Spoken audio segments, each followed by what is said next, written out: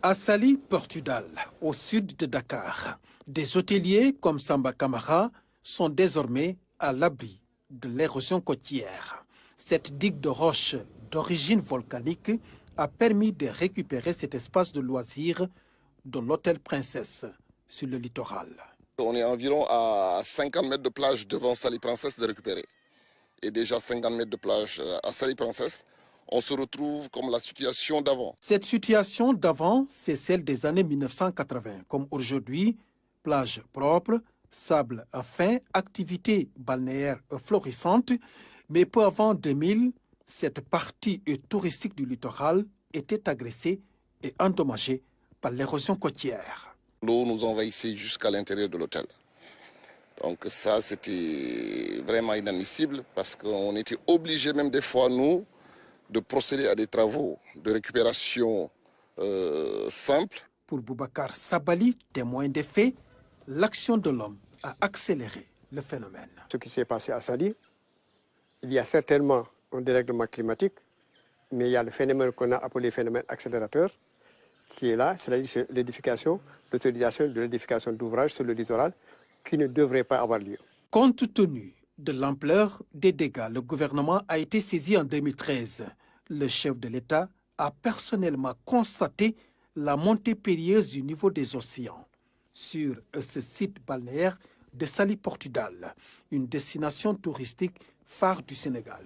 Des travaux sont donc engagés pour restaurer cet écosystème avec l'appui de la Banque mondiale.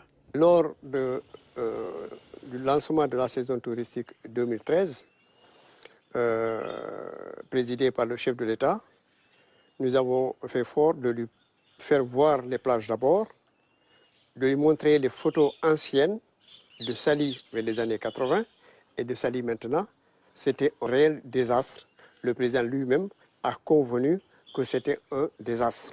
En 2019, un an après le début des opérations de restauration, le résultat est visible. 27 milliards de francs CFA ont été mobilisés. Sur un linéaire de 7 km, la joie de vivre en bord de mer est devenue une attractivité pour les touristes.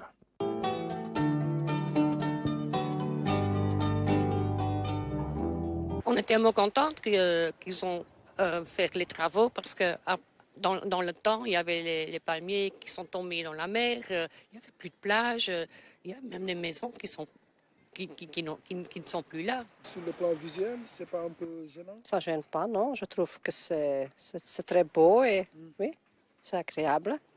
Le président de la République nous a redonné à Saly son lustre d'antan.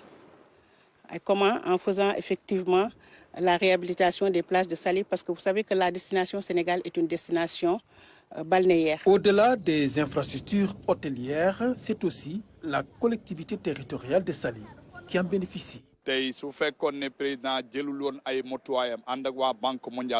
travaux de résilience climatique sont bénéfiques pour nous.